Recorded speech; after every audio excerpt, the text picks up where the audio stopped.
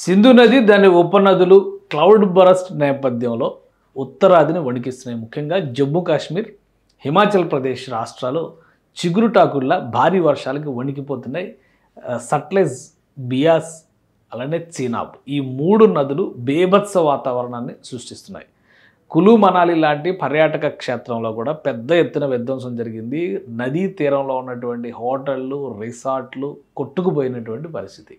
ఆ నది ఉగ్రరూపం చూస్తే మరికొద్ది రోజులు ఎలా ఉంటుందో అనేటువంటి ఆందోళన ప్రజల్లో ఉంది. ఇప్పుడు భారత వాతావరణ శాఖ కూడా మరొక 2 రోజులు అప్రమత్తత అవసరం అంటూ ఒక అలర్ట్ రిలీజ్ చేసింది. జమ్మూ కాశ్మీర్లో అలానే హిమాచల్ ప్రదేశ్లో తాజా పరిస్థితులు ఎలా ఉన్నాయో ఒకసారి విశ్లేషించేటువంటి ప్రయత్నం చేద్దాం. ఇది possibility of heavy rain meteorological department Srinagar release చేసినటువంటి మ్యాటర్ ఏంటంటే, heavy to very heavy rain with extremely heavy rain at few places of Jammu Kashmir division and heavy rain in southern Kashmir, South Kashmir during 26th August. అంటే ఈ రోజు అంతా కూడా భారీ వర్షాలు ఉన్నాయనేది ఒకటి క్లియర్గా చూపిస్తున్నాయి. అలానే రిలీజ్ చేసినటువంటి మ్యాప్లు కూడా అదే స్థాయిలో భయానక వాతావరణాన్ని జమ్మూ కాశ్మీర్లో ఉన్నటువంటి కొన్ని జిల్లాల పరిధిలో చూపిస్తుంది. 27, 28 వరకు కూడా ఈ వాతావరణం కంటిన్యూ అయ్యేటువంటి అవకాశం ఉంది. కానీ ఈరోజు మాత్రం హై అలర్ట్ ఉండాలి. మొత్తం 5 రోజుల పాటు వాతావరణ పరిస్థితుల పైన ఒక రిపోర్ట్ రిలీజ్. కానీ ఈ 26వ తేదీ మాత్రం వెరీ హై అలర్ట్ ఉండాల్సినటువంటి పరిస్థితి కనిపిస్తుంది. దానికి సంబంధించినటువంటి డేటాని రిలీజ్ చేసింది. ఇది జమ్మూ కాశ్మీర్లో ఉన్నటువంటి ప్రస్తుత పరిస్థితి. అలానే మిగతా ప్రాంతాల్లో కూడా చూద్దాం. ఒకసారి మనం జమ్మూ కాశ్మీర్తో పాటు భారత వాతావరణ శాఖ ఇచ్చినటువంటి గైడ్ లైన్స్ని చూస్తే కనుక హెవీ రెయిన్స్లో ఉండేటువంటి వాటిల్లో హిమాచల్ ప్రదేశ్ రాష్ట్రం, అలానే జమ్మూ కాశ్మీర్, పంజాబ్ ఈ 3 రాష్ట్రాలు నిలుస్తున్నాయి. హిమాచల్ ప్రదేశ్లో చంబా, కాంగ్రా, కుల్లు, అలానే కులు ఇక్కడ వస్తే లాహుల్ స్పిటి, అలానే మండి, షిమ్లా, సిర్మూర్, సోలన్ డిస్ట్రిక్ట్స్ ఇవన్నీ కూడా భారీ వర్షానికి ఈరోజు రాత్రి అంతా కూడా హై అలర్ట్లో ఉండాల్సినటువంటి పరిస్థితి. ఇక జమ్మూ కాశ్మీర్, లడాఖ్లో చూస్తే కనుక దోడా, కతువా, సాంబా అండ్ ఉదంపూర్ డిస్ట్రిక్ట్స్ చాలా ఎక్కువ ప్రభావం ఉండేటువంటి అవకాశం ఉంది. ఇక పంజాబ్లో గుర్దాస్పూర్ అండ్ హోషియార్పూర్ డిస్ట్రిక్ట్స్లో ఈ వాతావరణ ప్రభావం, ఈ భారీ వర్ష ప్రభావం ఉంది. 27వ తేదీని కూడా దాదాపు ఇదే వాతావరణం కంటిన్యూ అవుతుంది ఈ ప్రాంతంలో. జమ్మూ కాశ్మీర్ చూస్తే చూడ నెక్ ఆఫ్ ద ఇండియా అంటారు కదా ఈ ప్లేస్. దాదాపు ఈ ప్రాంతం అంతా కూడా హెవీ క్లౌడ్స్ ఉన్నాయి.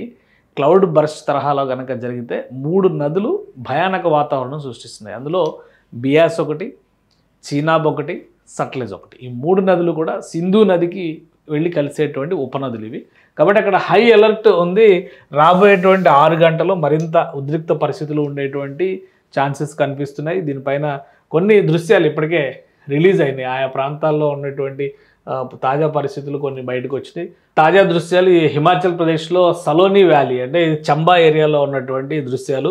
భారీ వర్షాలకి సట్లెజ్ నది పొంగి ప్రవహిస్తుంటే అక్కడ వచ్చినటువంటి ఒక పైనుంచి కొండ చర్యలు విరిగిపడి మట్టి నీరు కలిసినటువంటి బురద నీరుతో వచ్చినటువంటి ప్రవాహం.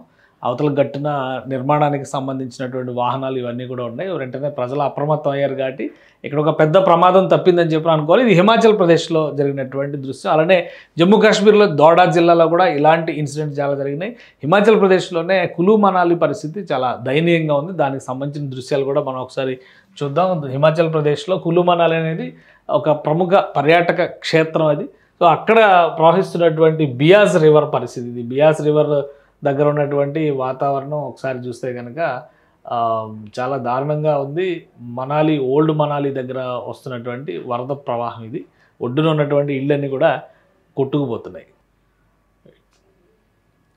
సో ఇది బియాస్ రివర్ దగ్గర ఉన్న తాజా పరిస్థితి. బియాస్ నది సింధు నది ఉపనది. రోడ్డుకు ఒరుసుకుని నదీ ప్రవాహం వెళ్తుంది. మొత్తం బురదమయమైనటువంటి నీరు, అంటే ఒక ఉగ్ర రూపాన్ని అక్కడ చూస్తున్నారు. వాహనాలు కూడా ఈ రహదారిపైన వెళ్తున్నటువంటి వాహనాలు కూడా ఇబ్బందులు పడుతున్నటువంటి వాతావరణం ఉంది. దీంతో ఈ ఏరియా మొత్తం కూడా హై అలర్ట్ అనౌన్స్ చేసింది ప్రభుత్వం. సో ఇది బియాస్ దగ్గర ఉన్నటువంటి పరిస్థితి. ఇది మనాలిలో ఉన్నటువంటి పర్యాటక క్షేత్రాలు. అక్కడ ఉన్నటువంటి రెస్టారెంట్ షేరే పంజాబ్ అని చెప్పని రెస్టారెంట్ ఫ్రంట్ నుంచి చూస్తే అంతా బాగానే ఉన్నట్టుంది. కానీ బ్యాక్ సైడ్ పోర్షన్ మొత్తం కూడా నదిలో కలిసిపోయింది. సో ఇలాంటి వాతావరణం చూడండి. ఓన్లీ ఫ్రంట్ వాల్ ఒక్కటే మిగిలింది. మిగతా ప్రాంతం అంతా కూడా వెనకకి పడిపోయింది.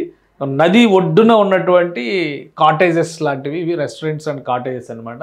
ఇలాంటివన్నీ కూడా చాలా పెద్ద ఎత్తున కుప్పకూలిపోయినాయి, నదిలో కలిసిపోయినాయి. నదీ తీరంలో ఉన్నటువంటి దానిలో చాలా పెద్ద ఎత్తున ఆస్తి నష్టం జరిగింది. ప్రాణ నష్టానికి సంబంధించి కూడా అక్కడక్కడ చెదురుమదురు ఘటనలు ఉన్నాయి, కానీ పెద్దగా ఇది లేదు. ఎందుకంటే ముందుగానే అప్రమత్తతను ప్రకటించడం వల్ల పెను ప్రమాదం తప్పిందని చెప్పొచ్చు. కానీ భారత వాతావరణ శాఖ చెబుతున్నటువంటి అంచనాల ప్రకారం రాత్రంతా అత్యంత అప్రమత్తతో ఉండాల్సినటువంటి అవసరం అటు జమ్మూ కాశ్మీర్, ఇటు హిమాచల్ ప్రదేశ్కి కూడా ఉంది. పంజాబ్లో గుర్దాస్పూర్, హోషియార్పూర్లో మాత్రమే ఆ అలర్ట్ ఉండాల్సినటువంటి పరిస్థితి ఉందని చెప్పని భారత వాతావరణ శాఖ చెబుతోంది. క్లౌడ్ బర్స్ట్కు సంబంధించినటువంటి సంకేతాలు ఉత్తరాదిలో రెడ్ జోన్ కింద మార్చేసినాయి ఈ 3 రాష్ట్రాలని.